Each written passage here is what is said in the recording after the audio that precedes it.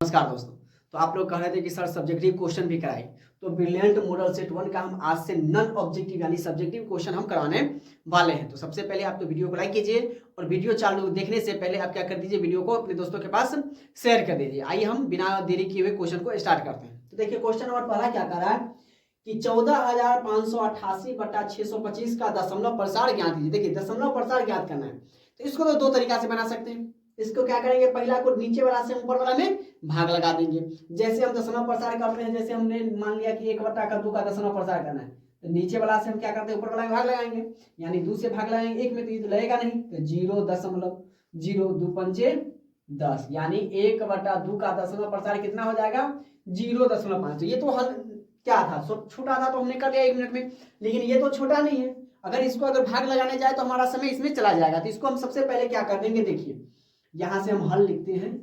हल हम कैसे बनाएंगे, तो 14,588 है तो 625, तो 625 किसका स्क्वायर है, 25 का, यानी 625 को हम क्या लिख सकते हैं, 25 गुणे 25 लिख सकते हैं। ठीक है, शॉर्ट में बताते हैं। अब देखिए इसको हम क्या लिखेंगे, 14,588। अब मान लीजिए 25 को तो हम 100 बना दे, तो 25 को अगर 100 बनाने के लिए हमें कितना से गुना करेंगे, 25 में 4 से। अब फिर देखिए गुणा है, तो फिर 25 में कितना से गुना करेंगे कि 100 पूरे का 4 से। अब देखिए नीचे में अगर 2 से 4, 2 को 4 से गुना किए, तो अगर बराबर करना है तो इसको भी हम 2 को 4 से गुना कर दें, तो हम ना अगर इसको हटाना है तो 2 को 4 से 2 को 4 कट जाएगा। ठीक है, अब देखिए या 14,588 और गुणे 4 में 4 से गुना करेंगे तो हो जाएगा 16। अब 25 में 4 से गुना करेंगे 100 और फिर 25 में 4 से गुना करेंगे तो 100। अब देखिए 14,588 को जब 16 से गुना करेंगे तो हमारा जो आंसर होगा वो कितना होगा, 233,408 हो जाएगा। अब इसको गुना कर लीजिएगा, आपका हो जाएगा 2,33,408। अब 100 में 100 से गुना करेंगे तो कितना हो जाएगा आपका, 10,000 हो जाएगा। अब देखिए यहां से भाग लगाना सबसे आसान है। अब देखिए ये क्या कर दीजिए, क्या वो 0 है, 4 को है तो इधर से आइए, 1 2 3 4, और यहाँ पर आप क्या कर दीजिएगा, 0 लगा दीजिए, यानी हमारा जो आंसर हो जाएगा वो 23.3408 ये आंसर हो जाएगा इसका दशमलव प्रसार। नहीं तो आपको क्या करना पड़ता, 625 में आप भाग लगाते 14,588 को, आप ऐसे ही बना सकते हैं। तो आपको इस दोनों में से जो आसान लगता है आप उसके हिसाब से बनाइएगा।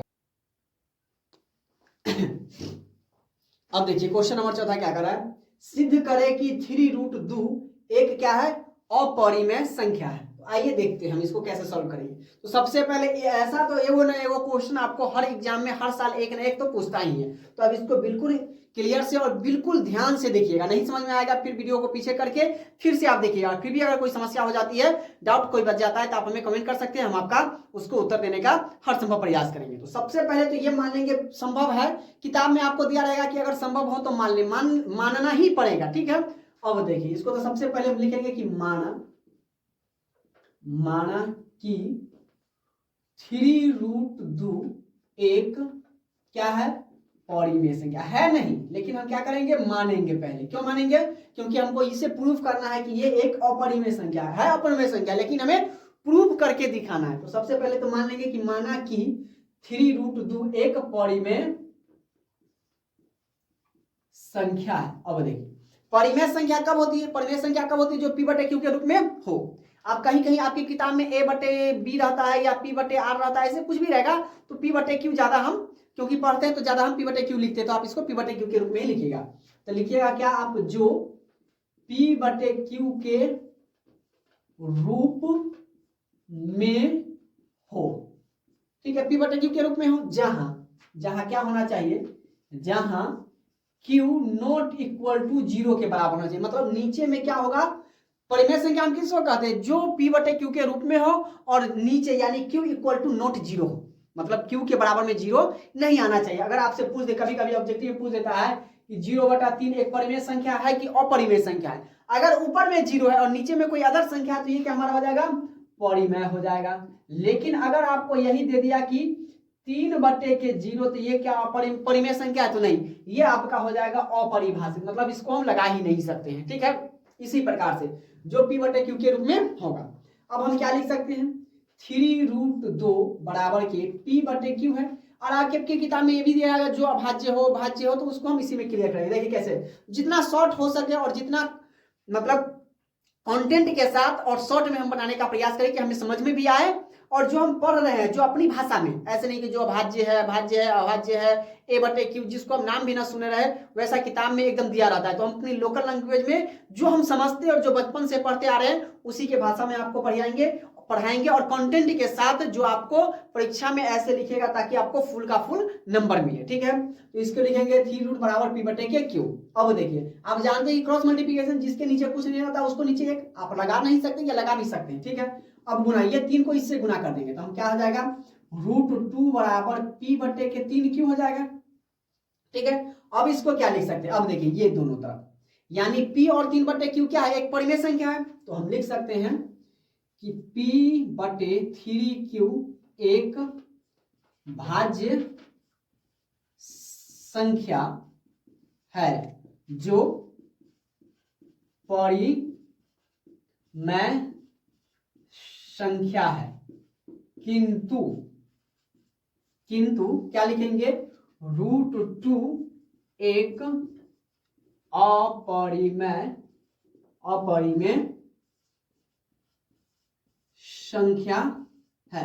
ठीक है, यानी देखिए P/रूट क्या है, एक भाज्य संख्या आ गया, जो क्या है एक परिमेय संख्या, ये P/Q के रूप में आ गया तो ये परिमेय संख्या, किंतु √2 क्या देखिए इसका रूट तो हटा नहीं तो √2 क्या हो जाएगा एक अपरिमेय संख्या। तो हम लिख देंगे नीचे से क्या कि अतः हमारी मान्यता गलत, अब इसको याद रखिए, अतः हमारी मान्यता गलत थी कि हमारी क्या मान्यता गलत थी कि हमने इसको क्या माना था एक परिमेय संख्या। तो इसको ही लिखेंगे कि 3√2 एक परिमेय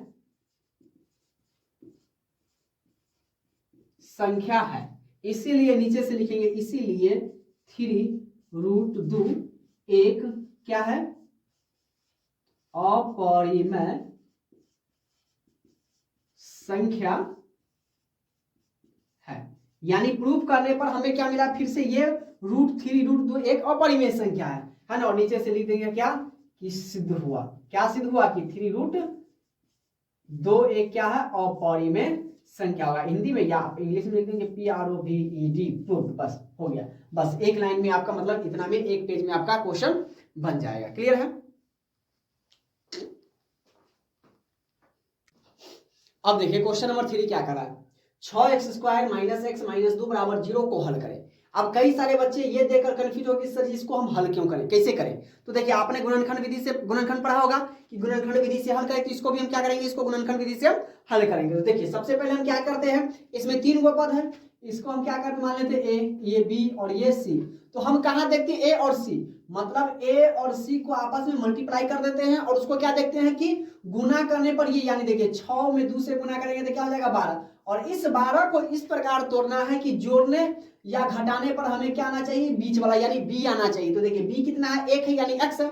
अब देखिए 6 दूना 12, गुना करने पर तो 12 हो रहा है, लेकिन अगर इसको घटाए तो ये 4 हो जाएगा। तो अब इसको हम क्या करेंगे, तो देखिए 4 गुने 3 लिखेंगे तो कितना हो जाएगा 12, और इसी को अगर 4 में से 3 घटाएंगे तो हमें 1 प्राप्त हो जाएगा। तो यानी हम इसको क्या लिख सकते हैं, पहले तो लिखेंगे 6x², फिर लिखेंगे माइनस के 4x, घटाना है तो ये माइनस में, यानी इधर जो लिखेंगे वो प्लस में लिखेंगे, प्लस के कितना लिखेंगे 3x माइनस के 2 बराबर में क्या है 0 है। ठीक है, 4 को पद में हो गया।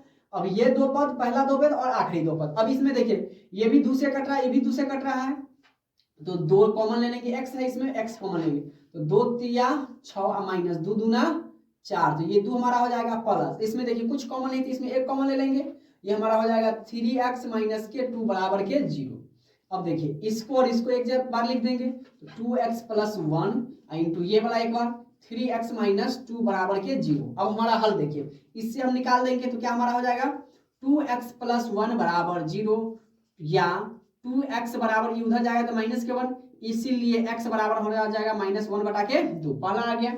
अब दूसरा 3x माइनस 2 बराबर 0, 3x बराबर के 2, इसीलिए x बराबर क्या हो जाएगा 2/3, यानी हमारा आंसर एगो माइनस 1/2 और 2/3 आंसर हो जाएगा। तो आप इसको इस प्रकार से सॉल्व करेंगे। क्लियर है?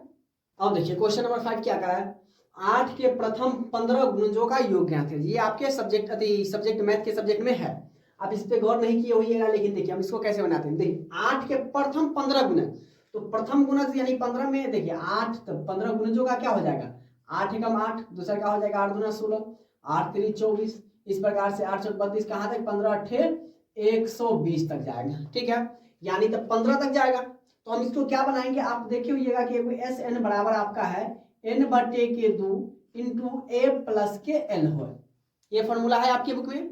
अब देखिए n हमारा क्या है, ये गुणजों की संख्या। ठीक है, तो क्या है कितना गुणज होगा, 15 को गुणज होगा तब ना 15 अट्ठे 120, तो पहले 8 एकम 8, 8 दूना 16, 8 3 24, इसी प्रकार से 15 अट्ठे 120, तो यानी गुणजों यानी n बराबर हमारा क्या हो जाएगा गुणजों की संख्या, और l जो हमारा आखिरी वाला जो लास्ट वाला है सो, और a तो आप जानते हैं कि प्रथम पद। अब इस यहाँ पर से आप बना सकते हैं, तो ये हो जाएगा 15 बटा के 2 इंटू ए आपके पास है 8 प्लस एल लास्ट वाला 120, या 15 बटे के 2, अब इसको गुना कर दीजिए, जोड़ दीजिए, तो x कितना हो जाएगा 128, अब इसको गुना अधिकार दीजिए, 6 दूना 12 और 4 दूना 8। अब देखिए ये हो जाएगा 15 गुने के 64, गुना कर दीजिए, 64 में 15 से 5 चौका 20, हासिल 2, 5 छक 30 2 32, 4 एकम 4 और 6 एकम 6, ये आपका हो जाएगा 0 4 2 6 6 3 9, यानी हमारा आंसर आ जाएगा 960। तो 8 के प्रथम 15 गुणजों का योग जब इस सबको जोड़ेंगे तो कितना हमारा आंसर आ जाएगा 960। इसी प्रकार से कई भी 10 के प्रथम 15 गुणज पूछे या 10 के प्रथम 4 गुणज पूछे, किसी भी प्रकार से ये वाला फॉर्मूला आप n/2 इंटू ए प्लस एल के फॉर्मूला पर बना दीजिएगा। क्लियर है। देखिए क्वेश्चन नंबर 7 क्या कर रहा है, यूक्लिड विभाजन एल्गोरिथम का प्रयोग कर एचसीएफ 196 का इतना का एचसीएफ निकालना है। तो देखिए एल्गोरिथम का प्रयोग करना है तो डायरेक्टली तो हम बना नहीं सकते क्योंकि हमें आता नहीं है, हमें तो याद मतलब देखिए अब कितना 196 का कितना से लगेगा। अब देखिए तो सबसे पहले जो हम नॉर्मल तरीके से एचसीएफ बनाते हैं उसे बनाएंगे, तो 196 का एचसीएफ हम लगाएंगे इससे भाग विधि से 38 2 2 0 से, क्या मरतबे लगाएंगे एक मरतबे, तो ये देखिए 6 9 1 आ जाएगा, घटाइए 12 में से 6 गया तो ये आपका 6 हो जाएगा, ये 17 में से 9 गया तो 9 8 17, ये बच जाएगा 2 में से क्या 186। अब 2 उतारिए, अब कितना मरतबे लगाएंगे 9 मरतबे, तो 9 मरतबे लगाएंगे तो 9 छक 54 के 4 हासिल हो जाएगा 5, 9 9 81 81 5 हो जाएगा आपका 86 के 6 हासिल हो जाएगा 8, 9 एकम 9 9 8 होगा 17। अब देखिए ये आपका 12 में से 4 गया तो ये हो जाएगा 8, ये आपका हो जाएगा 15 15 में से हो गया 9, ये कट गया ये कट गया। अब देखिए ये आ गया 0, अब इसको क्या मरतबे लगाएंगे 5 मरतबे, देखिए 6 5 30 के 0 हासिल हो गया 3, 5 में 45 45 3 48 हासिल हो गया 4, 5 में 5 5 4 9, ये कट गया।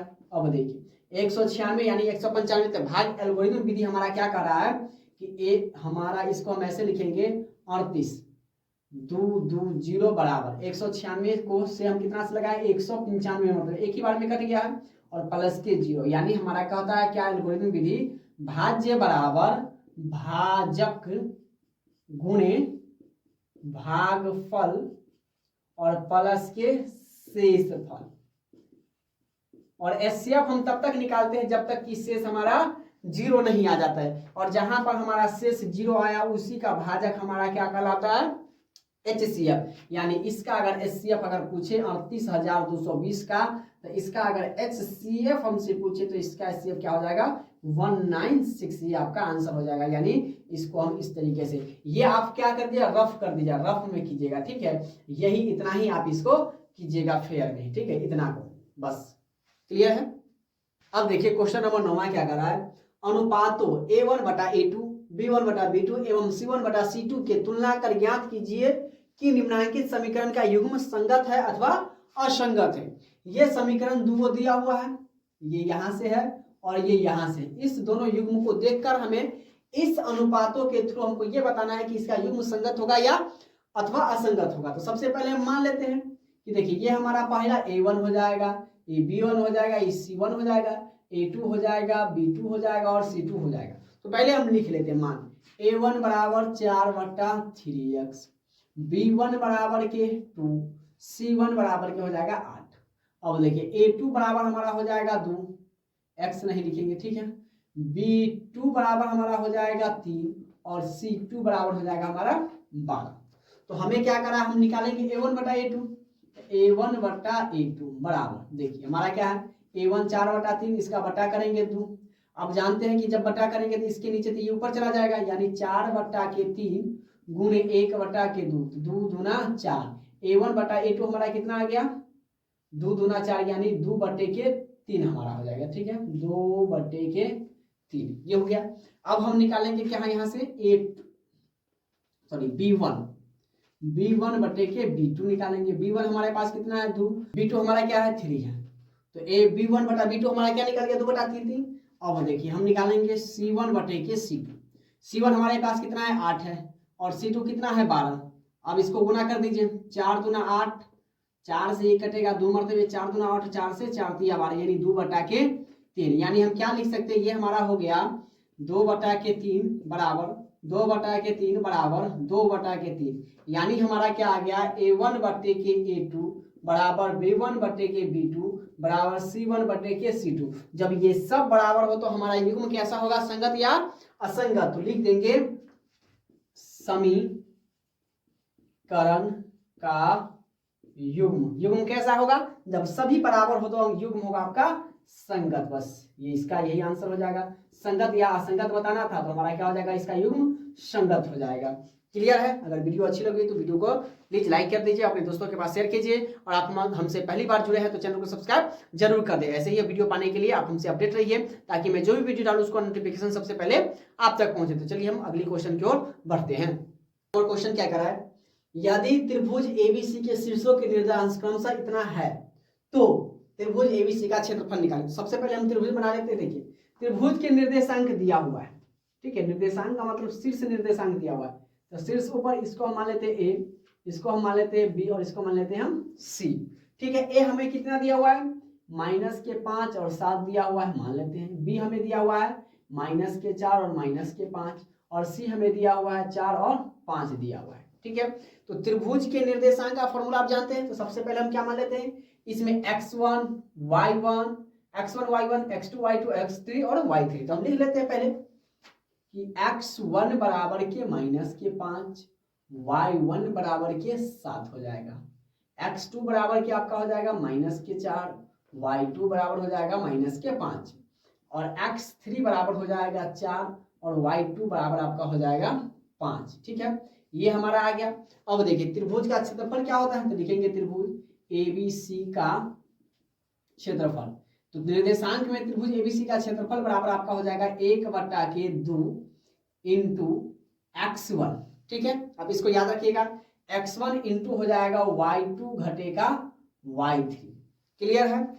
उसके बाद आपका प्लस हो जाएगा x2 इंटू y3 घटेगा y1 इंटू प्लस के x3 इंटू y1 घटे के हो जाएगा y2, ब्रैकेट बंद ब्रैकेट बंद। क्लियर है। अब देखिए इसमें मान रखना है कुछ नहीं, इसको देख के इसमें रखना है 1/2 इंटू x1 हमारे पास कितना है, x1 है -5 इंटू y2 कितना है हमारे पास, y2 -5 घटा देना y3 हमारे सॉरी ये देखिए y3 हमारे पास कितना है 5 है, ये घट जाएगा प्लस x2 हमारे पास कितना है -4। ठीक है, इसको हम ब्रैकेट में लिखेंगे -4 इंटू इसको थोड़ा मिडिल ब्रैकेट कर देते हैं y3। तो y3 हमारे पास 5 घटे y1 कितना है 7, ये मिडिल ब्रैकेट बंद प्लस x3 हमारे पास है 4 इंटू y1 कितना है 7 माइनस y2 कितना है, ये भी माइनस में, तो इसको हम लिखेंगे मिडिल को कोष्ट लिखते हैं y2 हमारे पास है -5 और इसको लिख देते हैं मिडिल ब्रैकेट में और बड़ा ब्रैकेट बंद कर देते हैं। ठीक है, अब देखिए इसको हम क्या लिखेंगे 1/2 इंटू -5, ये हटेगा तो मल्टीप्लाई हो जाएगा, माइनस और माइनस तो माइनस से रहेगा, -5 और -10, ये आपका हो जाएगा प्लस, इसको ब्रैकेट में ही लिखेंगे -4 मल्टीप्लाई 5 में से 7 गया तो -2। क्लियर है, प्लस 7 इंटू ये माइनस प्लस हो जाएगा तो 7 प्लस के हो जाएगा 5, ये ब्रैकेट बंद कर देते हैं। या 1/2 इंटू माइनस से मल्टीप्लाई तो प्लस माइनस प्लस तो 10 बचे हो जाएगा 50, ये आपका हो जाएगा माइनस प्लस तो ये हो जाएगा 4 दूना 8 और प्लस ये आपका हो जाएगा 7 5 12 और 12 चौक हो जाएगा आपका 48। क्लियर है। अब देखिए अंदर में जोड़ दीजिए 1/2 गुने 8 8 16 के 6 हासिल हो जाएगा 1, 8 8 16 के 6 हासिल 1, अब 5 और 4 9 1 हो जाएगा 10, इसको काट दीजिए 5 दूना 10 और ये हो जाएगा 3 दूना 6, यानी हमारा जो त्रिभुज का क्षेत्रफल हो जाएगा वो कितना हो जाएगा 53। तो इसी के साथ क्वेश्चन नंबर 10 भी कंप्लीट होता है। 11 नंबर क्वेश्चन क्या कर रहा है, के किस मान के लिए समीकरण इतना के मूल वास्तविक और समान होंगे। तो देखिए समान, वास्तविक और समान क्या होना चाहिए, तो b बराबर हमारा क्या होता है बी स्क्वायर माइनस के 4ac, यानी बी स्क्वायर माइनस के 4ac किसके बराबर में होना चाहिए, 0 के बराबर में। तो ना हम इसको कहेंगे मूल वास्तविक और समान होता है। माइनस में यानी 0 से जब कोई छोटा आता है तो क्या होता है, वास्तविक नहीं होता है, और जब 0 से बड़ा आता है तो क्या होता है, वास्तविक और समान होता है। और समान कब आता है, जब 0 के बराबर में होता है। तो 0 के बराबर में होगा तो यानी हमारा बी स्क्वायर माइनस के 4ac 0 के बराबर में होना चाहिए। अब इसमें देखिए तो हम इसको क्या लिख सकते हैं, a बराबर का k आ गया, b बराबर के 4 और c बराबर के 1 आ गया। तो इसमें बैठाते हैं। अब देखिए b कितना है हमारे पास 4, तो 4 का स्क्वायर माइनस 4 इंटू ए हमारे पास कितना है k इंटू सी हमारे पास कितना है 1 बराबर के 0 या। अब देखिए 4 चौका 16 माइनस के ये 4 के बराबर हो जाएगा 0। इसको हम उधर ले जाएंगे तो या माइनस के 4 के बराबर, ये भी प्लस में तो जाके हो जाएगा माइनस में, माइनस से माइनस कैंसिल आउट। इसलिए अगर के बराबर करेंगे तो 16 बटे के 4, तो 4 चौके 16 यानी के का मान कितना आ गया 4। तो के की जगह पर हम 4 रखेंगे तो हमारा मूल कैसा होगा, वास्तविक और समान हो जाएगा। क्लियर है। तो इस प्रकार के अगर सवाल आएंगे तो इस तरीके से हम बनाएंगे। क्लियर हो गया।